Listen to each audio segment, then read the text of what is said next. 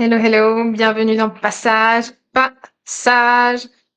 Alors, aujourd'hui, ça risque d'être un peu décousu ou pas. J'ai pas mal de choses, en tête ou qui me sont venues à l'esprit. Et tout a commencé hier soir.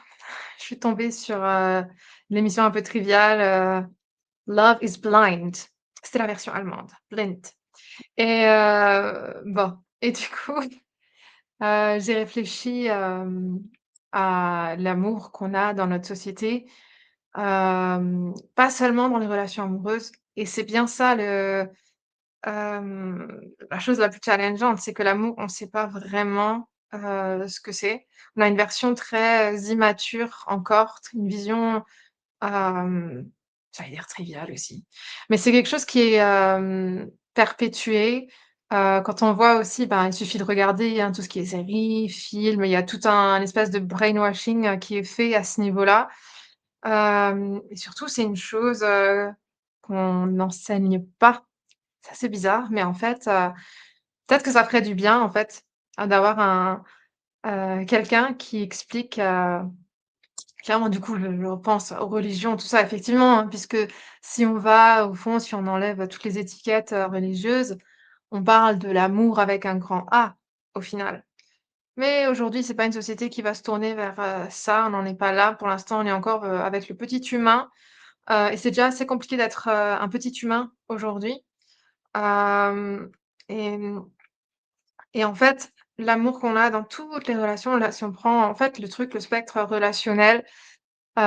C'est une version, compulsive et là, je m'inspire, j'ai vu une vidéo l'autre jour, qui date, de Christophe Alain, c'était une interview, et c'était en 2013, il me semble, hein. Mais en fait, ce qu'il dit, je trouve que ça résonnait pas mal avec notre moment actuel et comme je disais, quand, on a une ouverture de conscience, quand on voit la vie différemment, ben, ça se fait, en fait, par étapes.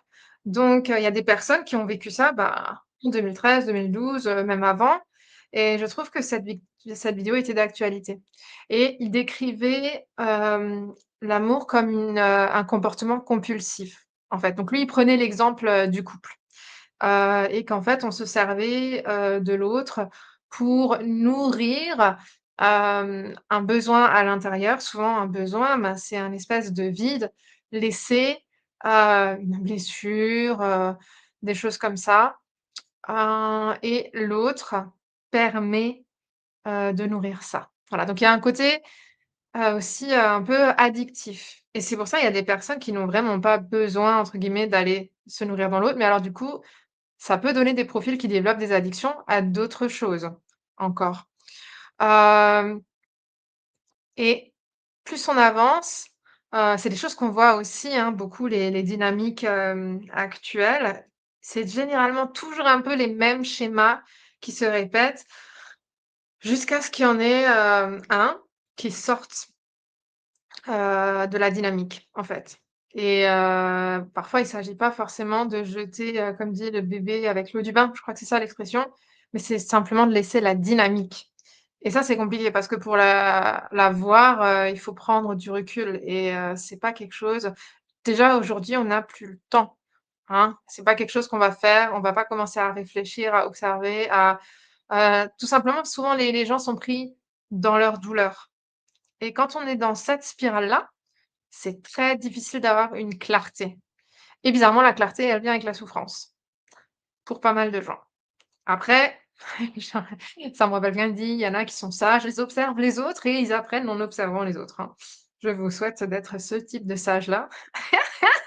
Encore une fois, je rappelle, hein, tout ce que je dis là, c'est juste des petits partages, spontanés, ce n'est pas une vérité, c'est ma vérité ici, maintenant.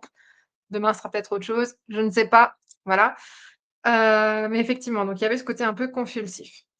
Et le fait d'être dans des schémas de souffrance, des dynamiques et c'est très difficile d'en sortir. Mais à un moment donné, ça passe par une décision parce que vous en avez tellement marre d'être dans ce bourbier, en fait, que vous dites: «Non, non, c'est bon, ça suffit maintenant» et en fait, quand on prend du recul encore, donc oui, Christophe Alain parlait du couple, vous pouvez voir ça, en fait, dans tous les schémas, que ce soit en amitié, parents-enfants, au travail.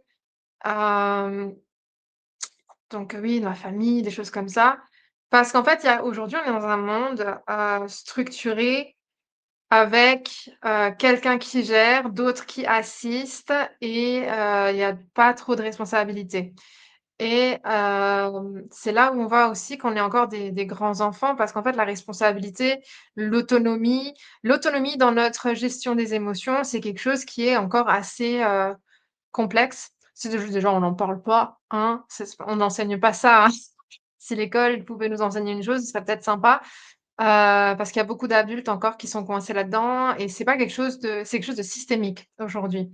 Quand on me dit qu'il y a un responsable, ben, tous les autres sont là, ils ont pas grand-chose, à digérer en fait, pas grand-chose à porter. Il y en a un qui porte pour tout le monde et c'est des logiques qui ont été, ben, effectivement, transmises, alors que ce soit, ben, même dans le cadre parfois, amical, quelqu'un qui vous décharge, un dossier lourd et en fait, l'amitié, ça fait partie de tout ça. Mais par moment, on n'a pas il y a pas de limite en fait, il y a pas de, hem, comment dire? On ne sait pas où ça s'arrête et parfois ça peut générer des émotions très fortes, des sentiments très forts et parfois on peut se perdre et c'est pour ça qu'il y a beaucoup de profils, bah, les gens qui sont super sensibles, qui ont beaucoup d'empathie, souvent ont tendance à se perdre dans, les histoires comme ça, et quelque part on fuit ses propres histoires à nous, en fait, comme ça. C'est un espèce de un truc qui se mord la queue là, voilà et ça, vous pouvez l'observer aussi, au travail. Enfin, je vous parlais de la hiérarchie du chef, après voilà, ceux qui assistent et au final, il y a aussi ce côté où on remet toujours la responsabilité sur les autres et parfois ceux qui ne sont pas censés la porter, la portent et on délègue aussi parce que les choses les plus ingrates souvent sont déléguées. Les bonnes choses, on les donne, au côté, glamour, hein, voilà et le reste, on donne aux autres, aux sous-fifres. Alors que c'est les choses les plus, compliquées à gérer émotionnellement, on va dire ça comme ça.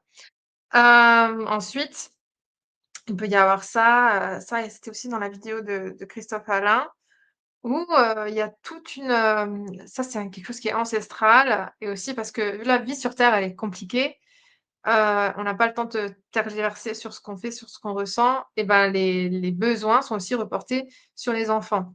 Les besoins, on s'en rend pas compte, on se allez, va faire le ménage, va faire ci, va faire ça, hein. Après ça, c'est pas une question de, comment on appelle ça? Non, il y a des choses qui sont normales de contribuer, d'avoir voilà, on apprend les responsabilités, voilà, mais parfois il y a des choses qui sont voilà, c'était l'époque quand on remonte, c'était des petits esclaves, hein, voilà, l'esclavage, ça date pas non plus de voilà, il y a pas si longtemps, hein, voilà. Je ne dis pas que les enfants sont les esclaves. Mais il y a une logique parfois un peu compulsive de décharger, il y a un truc boum, on balance, et en fait, c'est pas le rôle, hein. Hem et quel exemple j'avais encore en tête? Non, je croyais que c'était oui, c'était ça. Je reviens. Hem et par rapport à ça, j'ai pensé l'autre jour, au pour donner une image, c'est vraiment le masque d'oxygène dans l'avion. Aujourd'hui, l'humanité, avec cette ouverture, de conscience, on a de plus en plus de clarté, mais avec de la clarté vient l'autonomie, la responsabilité. Bah, dans l'avion, quand il y a des turbulences, on met le masque d'oxygène d'abord sur soi avant d'aller aider le voisin et en fait, aujourd'hui, l'humanité, si on voulait une image, elle a l'habitude de: «Ah, je prends le masque du voisin» ou «Je m'appuie sur le voisin ou sur la personne qui est là» et il y a pas cette autonomie, dans gérer ce qu'il y a à l'intérieur. Parce que généralement, en fait, c'est pas quelque chose déjà, qu'on aime ressentir parce que ça passe aussi, bah, d'abord, faut ressentir le manque d'oxygène, et ben, ça secoue. Et donc il y a direct cette fuite vers l'extérieur, pour surtout pas ressentir. Yes.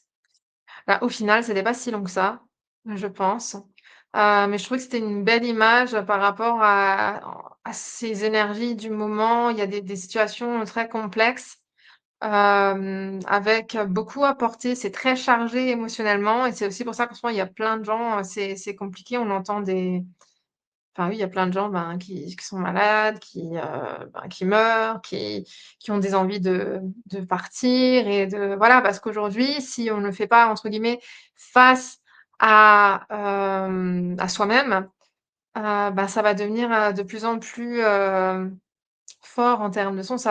Il va y avoir comme des événements qui vont activer des choses, et ces événements sont là vraiment pour nous réveiller à nous-mêmes. Parce qu'au final, on a tous ce pouvoir de se donner de l'oxygène, mais l'être humain est un être de connexion. Donc évidemment que les autres sont aussi là après, une fois on est branché, ben, on peut aider les autres parce qu'on a en fait, on peut pas devenir, autonome tout seul, ça s'apprend, et donc là, avec ce qui se passe sur la planète, il y a de plus en plus de gens qui le sont et qui permettent à d'autres de voir, et c'est par la pratique, c'est en faisant, c'est vraiment un processus. Mmh. C'est un apprentissage, et c'est un l'apprentissage par l'expérience, en fait. Ça, on peut pas, c'est pour ça que je dis c'est pas enseigné. C'est quelque chose, qui devrait être inné. Au fond, nous, on l'a, mais on va pas, vu qu'on était occupé à survivre, à rentrer dans les codes des normes de la société. Eh bah, c'est pas quelque chose qu'on a mis en priorité, et aujourd'hui, c'est vraiment l'effort qui nous est demandé d'être, autonome, adulte, j'allais dire dans l'être-té, je sais pas pourquoi, dans l'essence, dans qui on est, hem et pour libérer aussi ce poids. Parce que par moment, le poids, on le transfère sur les autres. Et en fait, notre propre charge, elle est aussi impactée par celle d'autres. C'est comme un effet domino, en fait. Et en fait, quand il y a quelqu'un qui dit, «Bah, en fait, non, là, simplement, je peux pas, je reviendrai peut-être plus tard».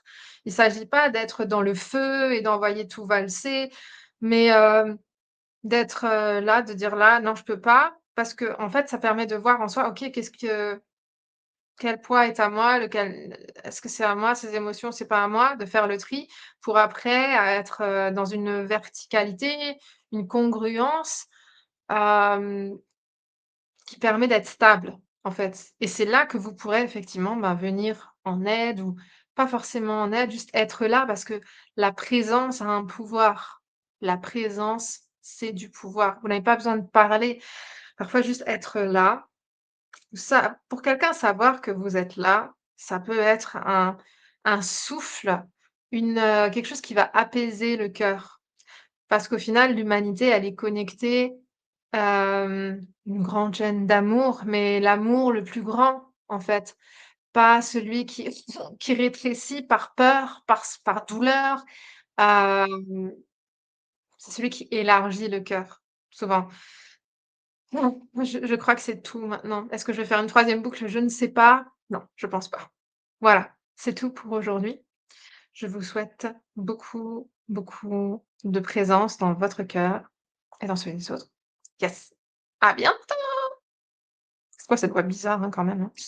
Enfin bref, on y va.